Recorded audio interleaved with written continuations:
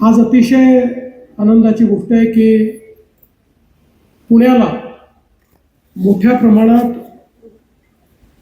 जी काही वाहतुकीची कोंडी होते त्या कोंडीतनं बाहेर पडण्याकरता आणि विशेषतः पुण्यातनं बाहेर पडत असताना जो काही वेळ लागतो, आपल्या ज्या महत्त्वाच्या औद्योगिक वसाहती आहेत, या औद्योगिक वसाहतींना जोडणारे जे रस्ते आहेत, याच्यावरचं जे ट्रॅफिक कंजेशन आहे, या सगळ्या गोष्टींवर अतिशय उत्तम अशा प्रकारचा उपाय म्हणून जे 3 अतिशय महत्त्वाचे एलिव्हेटेड रोड्स हे आपण करतोय, आज त्याचं भूमिपूजन या ठिकाणी आपण केलेलं आहे. मी देशाचे प्रधानमंत्री माननीय नरेंद्र मोदीजी आणि देशाचे रस्ते विकास मंत्री माननीय नितीनजी गडकरी यांचे अतिशय मनापासून आभार मानेन की त्यांनी या रस्त्यांना प्राधान्य दिलं आणि विशेषतः याचं काम करण्याची संधी ही महाराष्ट्र सरकारच्या MSIDCला दिली आणि MSIDCच्या माध्यमातून अतिशय सुंदर इनोव्हेटिव्ह अशा प्रकारचं डिझाईन याचं तयार करण्यात आलं आहे. नितीनजींनी अनेक गोष्टी या ठिकाणी सांगितल्या, कशा प्रकारचा रेकॉर्ड आता नव्याने या ठिकाणी तयार होतोय. Elevated double decker longest road अशा पद्धतीचा रेकॉर्ड तर त्यांनी सांगितला, पण एक गोष्ट सांगायला कदाचित ते विसरले की एक नवीन पद्धती पण या 3 रस्त्यांमध्ये होते. पहिल्यांदा BOTवर काम करत असताना आपण अशी अट ठेवली होती की केवळ BOTवर नाही तर त्या कामातनं अपफ्रंट पैसे सरकारला मिळाले पाहिजे. आणि आजपर्यंत आपण वायबिलिटी गॅप फंडिंगचे पैसे दिले किंवा BOTमध्ये आपण कदाचित राईट्स दिले, पण हा पहिले असे हे 3 प्रकल्प आहेत की ज्यातल्या एका प्रकल्पामध्ये आपल्याला 500 कोटी, दुसऱ्या प्रकल्पामध्ये 300 कोटी आणि तिसऱ्या प्रकल्पामध्ये 150 कोटी रुपये हे सरकारला प्राप्त होणार आहेत आणि BOTतनं ही कामं या ठिकाणी आपण पूर्ण करणार आहोत. अशा प्रकारचं एक अतिशय इनोव्हेटिव्ह हे मॉडेल या ठिकाणी तयार करण्यात आलेलं आहे, ज्यामुळे आपल्याला लँड ॲक्विजिशन असेल, बाकी गोष्टी असतील किंवा इतर अनुषंगिक गोष्टी असतील, याच्यामध्ये निश्चितपणे त्याचा एक मोठा फायदा होणार आहे. पुणे शिरूर मार्ग आत्ताच आपल्याला सांगितलं जवळपास 7,515 कोटी रुपये, 53.4 किलोमीटरची लांबी, यातलं 35 किलोमीटर चौपदरी उन्नत आणि त्याखाली 4 पदरी जमिनीला समांतर मार्ग, म्हणजे एलिव्हेटेड मार्गही आहे आणि खाली जी काही गावं येतात, वस्त्या येतात, शहरं येतात, त्यांना जोडण्याकरता खालूनही मार्ग आहे. असं दुहेरी, ज्यांना थेट जायचं आहे ते वरून जातील, ज्यांना मध्ये जायचं आहे ते खालून जातील. आणि याच्या व्यतिरिक्त आपल्याला आवश्यकता पडली, कुठे वस्ती वाढली तर आपल्याला मग तशा प्रकारचे त्याही ठिकाणी काही आर्म्स देता येतील, ज्यातनं आपल्या जी काही रहदारी आहे त्या रहदारीला आणि नागरिकांना त्या ठिकाणी उतरता येईल. आणि मगाशी ज्याचा उल्लेख झाला की या सगळ्या प्लॅनिंगच्या वेळी माननीय अजितदादा पवार हे प्रकर्षाने उपस्थित असल्यामुळे त्याचवेळी आम्ही प्लॅनिंग करत असताना भविष्याचा वेध घेत या सगळ्या रस्त्यांवर पुढच्या काळामध्ये आपल्याला मेट्रो न्यायची आहे.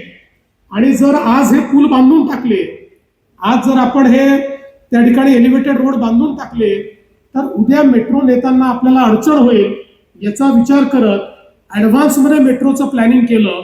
आणि म्हणून आता या रस्त्यांवर एलिव्हेटेड रोडसोबत त्याच्यावर मेट्रो अशा पद्धतीचं ॲडव्हान्स प्लॅनिंग होणार आहे. म्हणजे मेट्रो येईल तेव्हा येईल, कदाचित त्याला थोडा वेळ लागेल, आम्ही अजून 6 महिन्यांनी त्याला मान्यता देऊ, पण त्याच्याकरता संपूर्ण व्यवस्था त्या ठिकाणी असेल. आणि 40% या एका डिझाईनमुळे मेट्रोचा खर्च आपल्याला किमान त्या ठिकाणी कमी करता येईल, अशा पद्धतीची व्यवस्था या रस्त्याच्या माध्यमातून आपण निश्चितपणे केलेली आहे. ट्रॅफिक जाम असल्यामुळे प्रदूषणाची समस्या देखील गंभीर होत चाललेली आहे आणि या दृष्टीने पुणे शहराचे जे मुख्य रस्ते आहेत, एक म्हणजे पुणे ते सोलापूर, पुणे ते कोल्हापूर, पुणे ते नाशिक आणि पुणे ते मुंबई या सर्व मार्गांवर आता वाहतुकीचे रेकॉर्ड तुटलेले आहेत आणि त्यामुळे या ठिकाणी जागा ॲक्विशन रोड वाइंडिंग करण्याकरता जागाही पण उपलब्ध नाही आहे. मला आठवतं ज्यावेळी मी महाराष्ट्राचा बांधकाम मंत्री होतो त्यावेळी मुंबई पुणे एक्सप्रेस हायवे ज्यावेळी बांधला गेला त्यावेळी वेस्टर्ली बायपास तयार झाला आणि त्यावेळी त्या रस्त्याने 4-5 ठिकाणी पुणे शहरात जोडणारे रस्ते देखील आम्ही MSRDCच्या माध्यमातून त्याचं काम करून घेतलं होतं. पण त्या तुलनेमध्ये आता ट्रॅफिक खूप जास्त झाला असल्यामुळे नवीन टेक्नॉलॉजीचा उपयोग करून 3 महत्त्वाच्या प्रकल्पाचं आज भूमिपूजन होत आहे. मला अतिशय आनंद आहे की या प्रकल्पाच्या बाबतीमध्ये जी घोषणा मी केली होती आज ती पूर्ण होते आहे याबद्दल मला अतिशय समाधान आहे.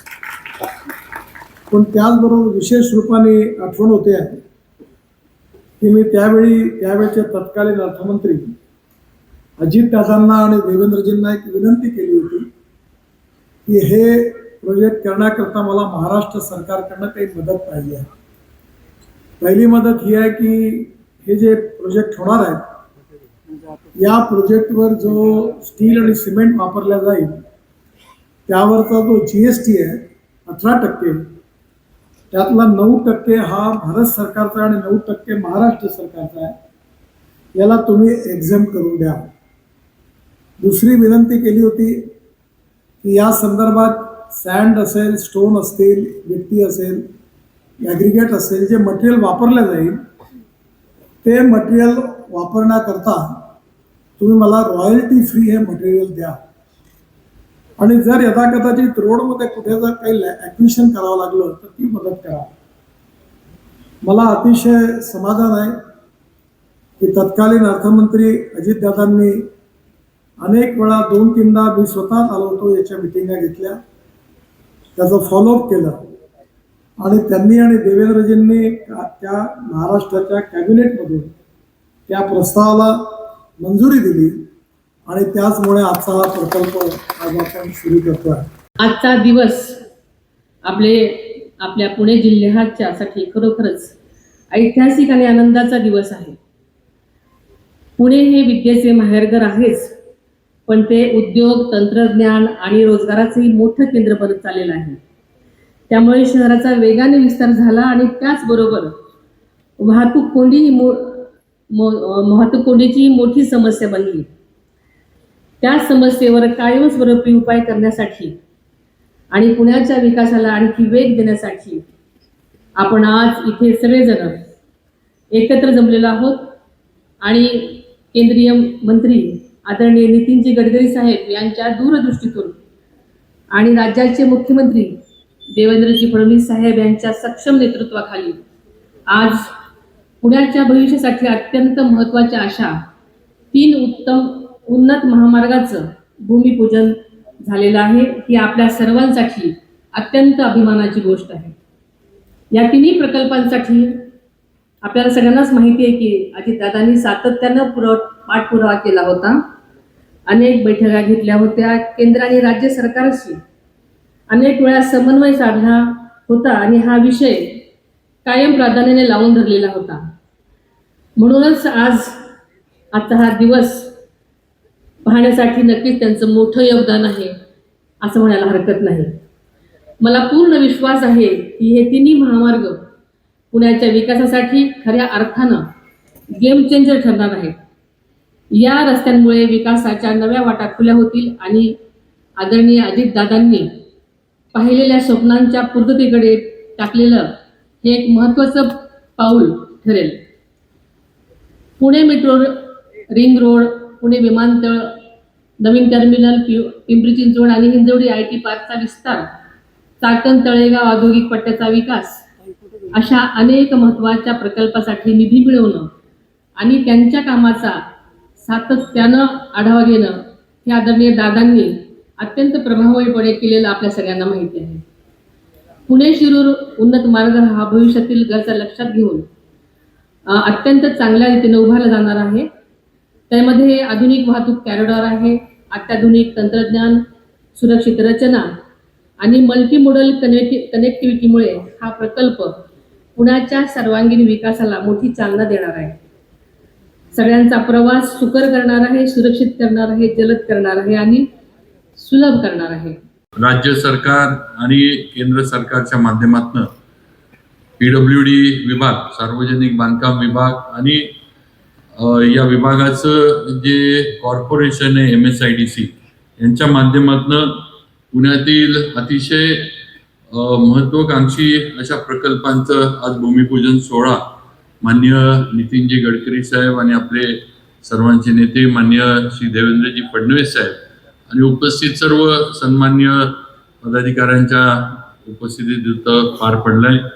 आताच आपण या सर्व रस्त्यांच्या चित्रफित ज्या आपण मॉडेल स्वरूपामध्ये बनवल्या त्या आपण सगळ्यांनी बघितल्या आणि यामध्ये देशाचे पंतप्रधान माननीय श्री नरेंद्रजी मोदी साहेब यांची जी एक देशाच्या भविष्याबद्दलची जी एक संकल्पना आहे, त्यांचं जे एक स्वप्न आहे, जे पूर्तत्वाला नेण्यासाठी आपण सर्वजण प्रयत्न करतोय.